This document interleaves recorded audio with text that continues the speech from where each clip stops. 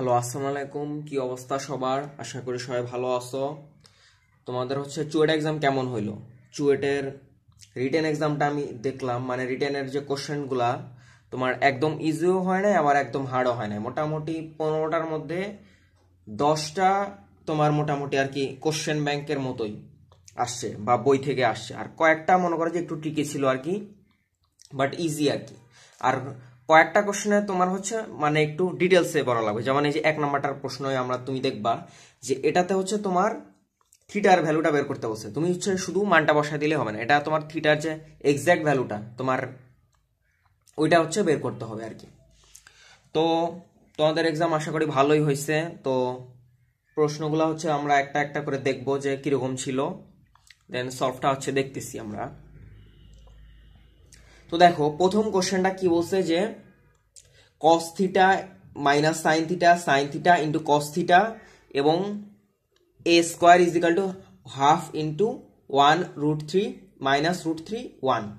তো এই কোশ্চেনটার ক্ষেত্রে দেখো প্রথমে আমরা a স্কোয়ারের ভ্যালুটা বের করবো। a স্কোয়ারের ভ্যালুটা কিভাবে বের করবো? a ইন্টু a, এখানে কি a একটা ম্যাট্রিক্স আকারে দেয়া আছে। তো দেখি ফার্স্টে, তো a স্কোয়ারের ভ্যালুটা তাহলে কি হবে? cos theta into minus sine theta into cos theta into, না আসলে এটা একটা ম্যাট্রিক্স আকার আর কি। তো এরপরে এই সাইডে কি হবে? তোমার cos theta minus sine theta আর কি কস থিটা। তো এটার ক্ষেত্রে এ স্কোয়ার মানে কি দুইটা ম্যাট্রিক্স পরপর গুণ করা। তো এটার ক্ষেত্রে গুণ করলে দেখো কি আসতেছে যে কস থিটা ইন্টু কস থিটা, তাহলে কি কজ স্কোয়ার থিটা। এই সাইডে আগে লিখে নিই কজ স্কোয়ার থিটা, তারপরে minus sine theta into sine theta, cause square theta minus sine square theta. তাহলে প্রথমে এইটার সাথে এটার গুণ, দেন এটার সাথে এটার গুণ। এখন আমরা ওই সাইডে যাব, তার মানে কি কস থিটা ইন্টু কি মাইনাস সাইন থিটা, তার মানে কি minus cos theta into sine theta. এরপরে কি minus sine theta into cos theta, তার মানে কি -2 into sine theta into cos theta, এটাই হবে না? এরপরে দেখো কি যে sign theta into cos theta, তারপরে কি cos theta into sine theta, তার মানে কি 2 সাইন থিটা ইন্টু কি কস থিটা, মানে প্লাস যোগ করে। এরপরে কি cos theta into minus sine theta, তার মানে কি minus cos theta into sine theta, আর কি cos theta plus cos theta মানে cos square theta, minus cos theta into sine theta plus কি কজ স্কোয়ার থিটা। তো দেখো এটার ক্ষেত্রে তাহলে কি হবে? Sine theta into minus sine theta plus কি cos theta into cos theta. ও এখানে দাঁড়াও, এখানে মাইনাস সাইন থিটা হবে, এখানে তোমার মাইনাস সাইন থিটা হবে। তাহলে এটাকে আমরা ভাঙ্গাই লিখি একবারে। তো এটা সূত্রটা তো জানো না যে cause square theta minus sine square theta, এটা কি কস 2 থিটা, আবার 2 sign theta into cos theta, এটা কি সাইন 2 থিটা, আবার -2 sign theta into cos theta, এটার মানটাও কি মাইনাস সাইন 2 থিটা। আবার দেখো cause square theta minus sine square theta, এটার ভ্যালুটা কি কস 2 থিটা, আমরা একবারে লিখে ফেললাম। এখন দেখো এইটার ভ্যালুটা কি দেওয়া আছে তোমার হাফ ইন্টু 1√3 মাইনাস √3 আর 1। তাহলে এটাকে যদি তুমি ভাঙায় লেখো তাহলে এটার ভ্যালুটা কি আসতেছে তোমার,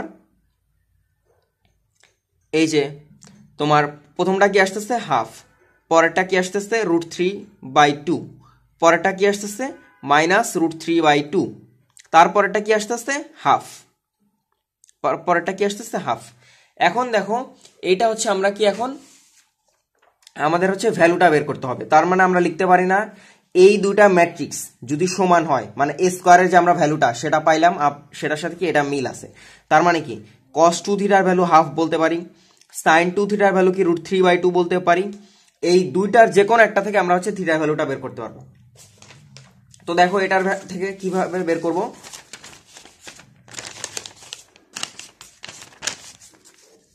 তো দেখো cos 2 থিটার ভ্যালুটা কি তোমার হাফ, এটাকে আবার কি লেখা যায়, cos পাই বাই 3, cos কি পাই বাই 3, cos কত ডিগ্রির value half, cos 60 degree, cos pi by 3। অতএব দেখো 2 থিটার ভ্যালুটা কি তোমার পাই বাই 3, পাই বাই 3। আমরা জানি cos থিটা সমান সমান যদি cos আলফা হয়, এই যে এটাই কি তোমার আলফা, cos থিটা সমান সমান যদি আলফা হয় তার মানে কি শুধু পাই বাই 3 আমরা লিখতে পারবো না, তখন আমাদের লিখতে হবে কি যে তোমার 2n পাই প্লাস মাইনাস কি আলফা, তার মানে কি 2n pi plus minus pi by 3, 2n pi plus minus pi by 3। অতএব থিটার ভ্যালুটা কি হবে তোমার পাই বাই 6 অথবা n pi plus minus pi by 6। এখন দেখো আমি বললাম যে অথবা, এক্ষেত্রে কি অথবা হবে নাকি এটা অ্যান্সার হবে? অবশ্যই হচ্ছে তোমার মেইন অ্যান্সারটা কি হবে n পাই প্লাস মাইনাস কি পাই বাই 6। শুধুমাত্র পাই বাই 6টা হবে না, কেন হবে না? দেখো এখানে তোমার থিটার ভ্যালুটা বের করতে বলছে, তোমাকে কোনো রেঞ্জ দেওয়া নাই, তার মানে কি তোমার একটা জেনারেল ফরম্যাটের অ্যান্সারটা বের করতে হবে না। তুমি যদি শুধু পাই বাই 6 লিখো তাহলে কি হবে, ধরো n এর ভ্যালু আমরা 0 ধরলে কি শুধু পাই বাই 6 পাইতেছি, আবার n এর ভ্যালু যদি আমরা 1 ধরি তাহলে কি আসতেছে পাই প্লাস পাই বাই 6, তার মানে কি 7 পাই বাই 6। এখন তুমি বললা অ্যান্সার পাই বাই 6, আরেকজন বললো অ্যান্সার 7 পাই বাই 6, আমি কোনটা মানবো? আমি দুইটাই মানতে হবে, এজন্য আমাকে একটা জেনারেল ফরম্যাটে অ্যান্সার বের করতে হবে, সেটা কি n পাই বাই 6। এটা আমি লিখে দিলাম, এই জন্য তোমরা যদি কেউ এইভাবে লিখো তাহলে হচ্ছে তোমাদের মার্কস মানে 2-3 মার্কস কাটা যাবে আর কি। এইভাবে এটা হচ্ছে তোমার একদম জেনারেল ফরম্যাটের অ্যান্সার, এটা তোমার লিখলে তুমি 10-এ 10 পাবা। আর তুমি যদি শুধু একটা মান বের করে আসো তাহলে সেক্ষেত্রে তোমার 2 বা 3 মার্কস তোমাকে 10-এ 7 দিতে পারে আর কি, 10-এ 7 দিবে আর কি। তো আমরা তো হচ্ছে কস দিয়ে বের করলাম, এখন অনেকে হচ্ছে সাইন দিয়ে বের করবো, অনেকে হচ্ছে কস দিয়ে বের করবো। এখন আমরা হচ্ছে সাইন দিয়ে বের করবো। আমরা এভাবে লিখতে পারি না যে সাইন 2 থিটার ভ্যালুটা কি √3/2, তাহলে কি এই যে সাইন 2 থিটার ভ্যালুটা কি √3/2 সমান সমান কি sine pi by 6, sine pi by 6, এটা আমরা বলতে পারি। এখন দেখো সাইন থিটা সমান সমান সাইন আলফা হলে এটাকে আমরা কিভাবে লিখতে পারি, 2 থিটা সমান সমান কি n pi plus minus 1 to the power n alpha, alpha হিসেবে এখানে কি আছে পাই বাই 6, তাহলে এটা 2 দ্বারা ভাগ করে দিলে কি আসবে n পাই বাই 2, অতএব থিটা সমান সমান কি n pi by 2 plus minus 1 to the power n pi by 3। কেউ যদি এটাও অ্যান্সার বের করো সেও তুমি হচ্ছে 10-এ 10 পাবা। তাহলে দেখো এই ক্ষেত্রেও তোমার থিটার ভ্যালুটা কত আসতেছে, তাহলে তোমার দেখো এই ক্ষেত্রে থিটার ভ্যালুটা আসতেছে হচ্ছে তোমার পাই বাই এই যে এটা n pi by 2 plus minus 1 to the power n pi by 3। তাহলে 1 নাম্বার ম্যাথটা এটা তো ইজি ছিল, এটা হচ্ছে তোমার ফার্স্টে হচ্ছে কেতাবউদ্দিন স্যারের বইতে ছিল মেইনলি, এরপরে হচ্ছে মোটামুটি সব বইয়ে মোটামুটি এটা দিয়ে দিচ্ছে আর কি। তো এটা ইজি আছে 1 নাম্বার ম্যাথটা, আশা করি সবাই পারছো আর কি। তো এখন হচ্ছে আমরা 2 নাম্বার ম্যাথটা দেখব। তো 2 নাম্বার ম্যাথটা দেখো কি বলছে যে এবি রেখার সমীকরণ দেয়া আছে এবং এসি রেখার সমীকরণ দেয়া আছে, এবি রেখার উপর লম্ব এডি রেখার সমীকরণ নির্ণয় করো। এবি রেখার উপর লম্ব এডি রেখার সমীকরণ নির্ণয় করো। তোমরা আগে বুঝতেছো যে এই ম্যাথটা করতে জাস্ট 2 মিনিট, ম্যাক্সিমাম 2 মিনিট লাগবে, রিটেনে তুমি 2 মিনিটে 10 মার্ক পেয়ে যাচ্ছ। কিভাবে দেখো, আমি ধরে নিলাম যে কোনো একটা সরলরেখা হচ্ছে এবি, তাহলে দেখো এসি রেখা মানে এমন একটা বিন্দুগামী সরলরেখা বোঝাচ্ছে যেটা কি এ বিন্দুগামী, সেটা কি তাহলে এটা কি এসি রেখা হবে না? তাহলে দেখো এবি রেখা আর এসি রেখার ছেদবিন্দু কোনটা, এ বিন্দু না? এই এবি এবং এসি দুইটা রেখায় কি এ বিন্দু দিয়ে যায় না? তার মানে কি তুমি এই দুইটা রেখার সমীকরণ থেকে তুমি এ বিন্দুটা বের করতে পারবা না। কিভাবে দেখো, তুমি হচ্ছে দেখো তাহলে কি করবা, এবি রেখার সমীকরণটা কি 3x + 2y - 12 = 0। এখন দেখো তোমার এই দুটা রেখার ছেদক বিন্দুকে আমি বের করার জন্য তোমাকে কি করতে হবে, এ মুডে গিয়ে ইকুয়েশনে গিয়ে দেখো 1 নাম্বারটাই হচ্ছে ax + by = কি cn, তার মানে কি এখানে তোমাকে ওই যে ধ্রুবকটা সেটাকে কি ডান পাশে নিয়ে যেতে হবে। তাহলে দেখো 1 নাম্বারটা দিয়ে দেখো কি আসতেছে 3x + 2y = কি 12, আর একটা সমীকরণ কি 2x - y = কি 12। এখন দেখো দুইটা রেখার ছেদক বিন্দুগামী তুমি দুইটা রেখার যে ছেদবিন্দুগামী সেটা তুমি পেয়ে গেলা না। তার অতএব তোমার এ বিন্দুর মানটা তুমি কি পেয়ে গেলা, এক্স এর ভ্যালু কত 36/7, মানে 36/7 আর একটা কি -12/7, -12/7। দেখো তুমি এটার মানটা পেয়ে গেলা। তুমি শুরুতে আগে পরীক্ষার হলে লিখে নেবা, আচ্ছা এবি ও এসি রেখার ছেদবিন্দু, এবি এবং এসি রেখার ছেদবিন্দু এ বিন্দুরটা তুমি বের করে নিলা। এখন দেখো কি বলছে, এবি রেখার লম্ব রেখার সমীকরণ, এবি রেখার উপর লম্ব এডি রেখার সমীকরণ। এখন দেখো এবি রেখার লম্বর কথা বলছে, যে সমীকরণের কথাই বলুক সেটা কোনো ম্যাটার করতেছে না। এবি রেখার সমীকরণ কি, 3x + 2y - 12 = 0 যদি হয়, তাহলে এবি রেখার লম্ব রেখার সমীকরণ কি হবে, 2x - 3y = কি কে না, 2x - 3y = কি কে। কারণ দেখো আমরা বইয়ে পড়ছিলাম না যে ax + by + c = 0 কোন সরলরেখার সমীকরণ হলে এই সরলরেখার উপর লম্ব রেখার সমীকরণ কি হবে, bx - ay = কি কে। এখন দেখো কে এর ভ্যালুটা কি হবে, এই দেখো এ বিন্দুগামী দেখো এবি রেখার লম্ব রেখার সমীকরণ, এবি রেখার উপর লম্ব কি, এই যে এডি রেখার সমীকরণটা তোমাকে বের করতে বলছে। দেখো এডি রেখার সমীকরণটা কি, এই এ বিন্দুগামী হবে না, অবশ্যই তুমি শিওর যে এ বিন্দুগামী হবে, তাহলে তুমি বিন্দু দ্বারা স্যাটিসফাই করে দাও, তাহলে কি আসে 2 ইন্টু এ বিন্দুগামী কি 2 ইন্টু 36/7 -3 ইন্টু -12/7। এখন তুমি হচ্ছে জাস্ট এটা গুণ করে দাও, দেখো কত আসে। দেখো 2 ইন্টু 36/7 -3 ইন্টু -12/7, দেখো কত আসতেছে 108/7, 108/7। তার মানে কি তোমার মেইন সরলরেখার সমীকরণটা কি, 2x - 3y - 108/7 = কি 0। তার মানে কি এই প্রশ্নটা বুঝছো তো, যারা এক্সাম দিছো আশা করি এটা সবাই পারছে মোটামুটি। দেখো এবি রেখার সমীকরণ দেওয়া আছে, এসি রেখার সমীকরণ দেওয়া আছে, দুটা ছেদবিন্দুগামী সরলরেখার সমীকরণ কোনটা, এডি, যেটা কি এবি রেখার উপর লম্ব। এখন দেখো এই এডি রেখা কি অবশ্যই এ বিন্দুগামী হবে না, তখন তুমি জাস্ট বিন্দু দ্বারা স্যাটিসফাই করে দিবা। আর তোমাকে মেইনলি বুঝতে হবে কি যে এবি আর এসি রেখার সমীকরণে তোমার এই যদি সলভ করো তাহলে তুমি এ বিন্দুটা পেয়ে যাবা আর কি। তো এটা আর কি একদম ইজি। তো এখন হচ্ছে আমরা পরের ম্যাথে আসছি। দেখো পরের ম্যাথে কি বলছে, এটাও একদম ইজি ম্যাথ। তো আমরা ফার্স্টের ম্যাথটা যে দেখলাম ওইখানে একটা টেকনিক ছিল যে তোমার থিটার ভ্যালুটা বের করার ক্ষেত্রে, পরেরটা কিন্তু একদম ইজি। এখন দেখো 3 নম্বর ম্যাথটা যে আসছে চুয়েট অ্যাডমিশনে 24-25-এ, দেখো এটাও মোটামুটি ইজি, একদম বইয়ের ম্যাথ। দেখো কি বলছে যে r² - 4 r cos θ - 4 √3 r sin θ + 7 = 0 হলে বৃত্তের ব্যাসার্ধ এবং কেন্দ্রের পোলার স্থানাঙ্ক বের করো। তোমাকে কি বের করতে বলছে, কেন্দ্রের পোলার স্থানাঙ্কটা তোমাকে বের করতে বলছে। তাহলে দেখো আমরা কি জানি, তোমার পোলার সমীকরণ, তোমার যে কোনো একটা তোমার ত্রিভুজের ক্ষেত্রে পড়ছো না যে ইয়ার ক্ষেত্রে সরলরেখা চ্যাপ্টারে। দেখো আমি তোমাকে বলি, দেখো এটা হচ্ছে আমরা ধরলাম থিটা, এইটা যদি আমার এক্স হয় ভূমি, এটা যদি আমার ওয়াই হয়, এইটা কি আর, এটার ভ্যালুটা কি হবে √(x² + y²)।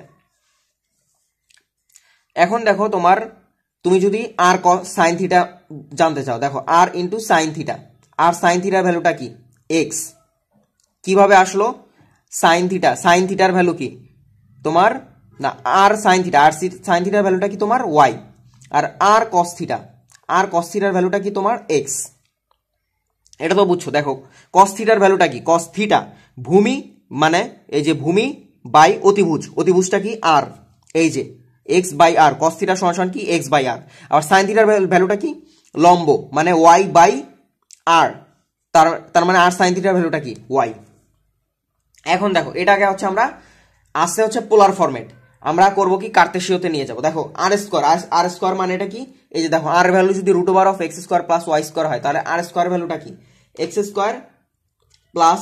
y² minus 4 into r cos θ মানে কি x minus 4x minus 4√3 r sin θ মানে কি y মাইনাস 4√3 y প্লাস 7 = কি 0। এখন দেখো এই বৃত্তের ক্ষেত্রে তোমার ব্যাসার্ধটা কি হবে, এই বৃত্তের ক্ষেত্রে তোমার ব্যাসার্ধটা কি হবে এটা পারবা না। প্রথমে হচ্ছে তোমার বৃত্তের কেন্দ্রটা বের করতে হবে। বৃত্তের কেন্দ্রটা কি হবে, বৃত্তের কেন্দ্রটা কি হবে তোমার মাইনাস জি কমা মাইনাস এফ, মানে কি মাইনাস এক্স এর সহগ ডিভাইডেড বাই কি 2। এখন দেখো এক্স এর সহগ কত আছে 4, মানে -4 কে তোমার আর সামনে যদি একটা মাইনাস নিয়ে আসে তাহলে কি 4 ডিভাইডেড বাই কি 2, তার মানে কি 2 কমা তোমার মাইনাস ওয়াই এর সহগ ডিভাইডেড বাই 2, এই যে মাইনাস ওয়াই এর সহগ, তার মানে কি -4√3/2, তার মানে কি 2√3। তোমার কেন্দ্রটা এটা পেয়ে গেলা। এখন দেখো তোমার তাহলে ব্যাসার্ধটা কি হবে, দেখো কেন্দ্রের পোলার স্থানাঙ্কটা বের করতে বলছে, আমরা কিন্তু কার্তেশীয়টা বের করে ফেলছি, বাকিটা আমরা এমনিই পারবো। দেখো এখন দেখো ব্যাসার্ধটা কি, ব্যাসার্ধটা কি √g² plus f² minus c, তার মানে কি √2² মানে g মাইনাস g² মানে কি g² হয়ে যাচ্ছে, প্লাস f² f মানে কি তোমার 2√3 তার হোল স্কয়ার মাইনাস c -7। তাহলে এটা ব্যাসার্ধটা তুমি দেখো কত আসতেছে,